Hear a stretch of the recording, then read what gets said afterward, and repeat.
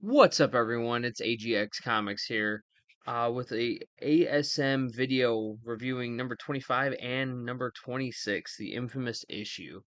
So, a little bit about me. My background in all of this, right, is I wanted to kind of make this video to say, like, yes, I am a new reader, right? Especially to just comics in general, and that's kind of like why I wanted to take this, journey on YouTube to start making videos talking about comics because I actually really love it and I definitely got into the hobby not just from the collecting standpoint, but from the actual reading standpoint. And one of the things that really drew me in is the fact that I used to about 6 or 7 years ago, I would call myself more of a collector at that point, and at that point in time, I would just literally buy and look for whatever the keys are, whatever movie's coming out. Just to give you a good time period of when all this was happening, I remember right before like DC Rebirth happened, and it was right during that time period of all DC Rebirth stuff coming out. It's about like 6 or 7 years ago. But regardless, I kept on it and I just was buying stuff. I really wasn't that invested in the stories. And to be honest with you, I really wasn't reading them. So, no harm, no foul there. But, you know, all of a sudden, it kind of fell into my lap to start, picking up comic books. A local comic book shop opened up pretty close to me. And I found myself wandering in there. And then all of a sudden, the addiction took over. And I was just back into it, but this time it was a lot different because instead of like focusing on key issues and doing dollar bin dives and all that cool stuff, which again, I really do still find like really cool about the hobby and definitely appealing. I went and said, you know what? I actually really want to read these stories. And I started diving in because I was reading the stories then, but I wasn't reading them like I am now, where I'm really invested, trying to give everything a shot, saying like, okay, this book works, this one doesn't, yada yada yada. Well, the first video I guess I'm gonna make is obviously, I wanted to give you a new reader's perspective on reading at least, Amazing Spider-Man number 25, Legacy number 919, and then also Amazing Spider-Man number 26, Legacy number 920. Obviously, at this point, spoilers up ahead, but a big death and obviously everything that I found out after.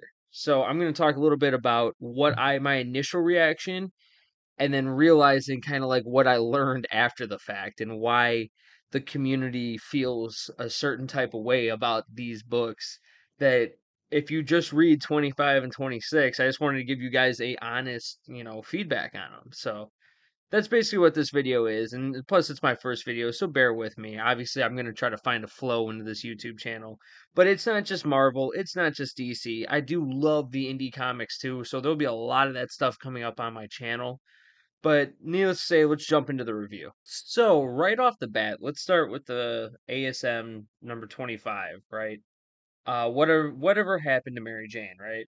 And this issue I started to see because, like anything, obviously I've watched some videos on the skeptics of YouTube, in the comics, world. And again, I don't know where I fall in all of this. Again, I'm just really loving reading comics again and just getting into all of it. But I don't also want to come off as being almost like a shill to it, like, oh, everything Marvel does is great. Like, no, I obviously am not that way at all. But as initially I've been reading comics for a few months, and then I finally picked up the Amazing Spider-Man number 25 here. And the first thing, like off the bat, I was blown away with like just like if you read all the other Marvel books that are like coming out right now, like yeah, there's some questionable art. Like some of them, like I think notably, like I think the most recent, like the Storm number one, I was not too much of a fan of the art. I just found it kind of weird. But I was like, oh, the quality, like you could tell that this is supposed to be like one of the flagship books for Marvel. Like I could see it. Like I definitely could see it in the artwork and just how everything's laid out. It feels like a better quality book in that sense. I know it's weird to say that, but it comes off different. But anyway, so that was something to note that I seen right away. But the first things first is like, I wasn't. I was obviously a Spider-Man fan, but I'm like, I am not the go-to. I am not the historian on anything. So it's like, obviously, new reader friendly, God no. However, though, I do my research on everything. So I kind of figured out like Mary Jane had disappeared for a while and came back with this guy, Paul, right? And the main villain at this time, it seems like in the universe is the Scribble Man, right? Or I think it's Raven or Robin. Or I don't know. I think it's Raven, right?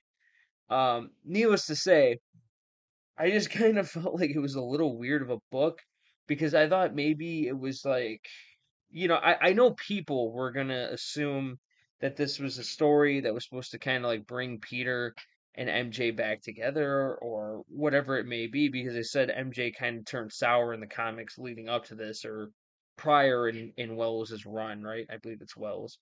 Um, However, though, like reading it I just kind of found the kids. I know this sounds really bad, but like the kids kind of seemed annoying to read about, and this is and like again, I didn't find out previously about how other people have felt about the book, and this is literally the first issue because I was like 25. I was like, this is a big issue, right? Like it seemed like it was pumped up. Everyone was talking about it in my local comic book shop, so I was like, I gotta read it. I guess I gotta start getting into this. And then I did, and I was like, again, the artwork was really cool. I kind of like the ending, seeing like Peter kind of like lose stuff, and like the Fantastic Four coming in, Captain America, and kind of like the little like skirmish there, and like, hey, you gotta like be straight, like this stuff that's like getting you, wrapped up with Mary J. and this and that, right? However, let me tell you that it's just the only thing a note from the number 25 that I could give is the fact that I just was like, these kids are annoying, and who in the hell is Paul? So with that being said, I didn't think it was relatively as bad as obviously people were like giving it. However, now talking about, at this point I'd want to say the infamous, ASM 26. So we'll jump into this book next. So moving on to ASM number 26, legacy number 920. I did pick up the spoiler variant. I did know ahead of time, right? Like I knew the spoiler. It was pretty out there right away. If especially, one of the big things is like I try to look at like, oh, like at least right now, right? Because I'll say I'm about when I say new reader, I am 100% a new reader, but I do know background stories and I do know how Marvel like because I remember years ago when I was like getting into it, just how they would spin things and the way that like orders would release, and it's like I'm still I would say a fairly new reader, but definitely have a better grasp on the comic book world and the machine that it is for sure. But anyway, so spoiler variant, obviously I knew going into it that, who was gonna die. So and again, coming from me, like personally, like as a new reader standpoint, I was like, okay, cool. Let's see, what this entails. Like, it's interesting seeing a character's death. However, I do know it's the comics, so I'm guaranteeing she's gonna be alive in probably a week in some other book or probably her own number one. That's just usually how it goes, especially Marvel. It's kind of seems like they're just trying to sell that character at that time. And it seemed like pretty sure right like the Marvels are coming out or something like that. So Kamala Khan giving her this much an endorsement makes sense. But I also was like, okay, let's be reasonable here. Maybe the reason why they killed off Kamala Khan was strictly because like she was a big component in whatever story arc. But I because again, all I read was 25 leading up to this because new reader, right? So in my head, I'm like, oh, it's because of that. Again, going back and research, I realized that she really wasn't a big part of Spider-Man's book at all, like the story run and anything.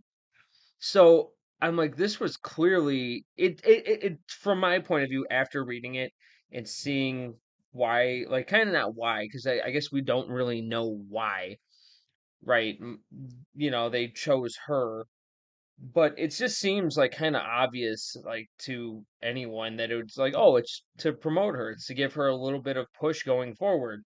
People are like, oh, well, oh yeah, I'll buy her number one, this and that, right? Or again, I don't even know if there's a number one coming out. I'm just saying, like, it just seems kind of like a good time with what's going to be coming out, and it just seems right, seems par for the course, as I guess is the best words I could put there. But anyway, going back to the book. So again, art was cool. The battle scenes was cool. Raven, like again, I don't know too much about the Scribble Man, right? But I he looks pretty cool. He definitely, like, there's some pages where it kind of, I would say, like, he's like a zombie Dave Grohl would be the best thing. I don't know why. Every time I was reading, I was like, I'm reading through the book. I was like, why does this look like if Dave Grohl was in The Walking Dead, who had extremely red eyes, right? But anyway, the this book is just an awesome fight sequence. I love that they summon this, like, cool ass dragon, and that leads, um I believe, um I'm sorry, I'm losing my words here. It leads the Fantastic Four to end up fighting this huge dragon. Well, Spider-Man and MJ are going after, because obviously the whole point of it, right, is that Raven, or Raybon, I don't know how to say his name, to be honest with you, but he needs to kill MJ, right? And it's a really dramatic story. Like, it's cool. It's a very cool book. Like, I liked it because I'm like, this is kind of cool, from reading some of the stuff that I've been reading that is new, right? And I'm like, this is not bad. You know, Fantastic Four in it, obviously. And then we get the big old switcheroo at the end. So sorry again for spoilers. But specifically, I like how Raven goes through this transforming page, or phase, where he kind of turns, like, at least the way that they depicted it with the color styling is like, it's like a white, purple, and black. Like, it looks cool. It really does. Like, the story kind of, I understand why people who probably are reading ASM, like, religiously, are sitting there like, why necessarily did they choose, like, it makes sense why there would be so many questions. And trust me, now knowing previously that Miss Marvel really didn't play that much into it, it kind of seemed like a dumb character to pick, other than the point to push, you know, what's coming out for her. And plus, maybe even another number one series, because, they're going to try to strike while the iron's hot. But other than that, I mean, like, it was a fun book. Like, I liked it. I know it sounded weird, but, like, I guess I have not been like, the Amazing Spider-Man title has not been tarnished to me yet, because literally I've read two issues, and they're probably the most two leading up. That's why I feel like them coming out with the spoiler just made it harder for them to make the book good, because people already went into it with the notion of, why did they pick Miss Marvel? It kind of doesn't make any sense. And I could see why there's so much, like, outrage. But to a brand new reader just picking up 25 and 26, yeah, it's not new reader friendly whatsoever. But it seems like the current readers are probably just as lost as me. And they're like, well, why did they pick? And I don't know. I think I was like, it was kind of cool to see a character's death. But I know, this is the 7 years ago me, knows that a comic book character's death does not hold any weight in any sort of significance at all in the books, and I understand that. So it is kind of like a cash grab from Marvel, and that's what it seems like. But to the new reader, again, I'm like, it's definitely not new reader friendly, and it's not supposed to be, because it's literally number 919, 920, right? Which, by the way, it's kind of stupid with the whole numbering system, but that's just a side note for another video. But again, I did like the book. And yeah, I will be buying number 27 just because it's like, okay, now I know this was, supposed to be the biggest thing to happen in how many years, right? That they promoted this. And I didn't know the promotion. So if I had the same hype, I would definitely be talking differently into this microphone right now and telling everyone out there, like, this sucks. But as a new reader, if you read just these and hop on and this is your launching off point, you're like, okay, this is kind of different. You know what I mean? A little bit darker to see, this death and this and that. So I don't know. Those are just my thoughts, and they're not everyone's thoughts, of course. But anyway, this was my first video, so thank you guys for bearing with me, especially if you listened this long. Please be an awesome person. Just hit that like or that subscribe button down below. And stay tuned for more content about comic books for sure, because I'm hooked and I'm back. But thank you guys again. Thank you.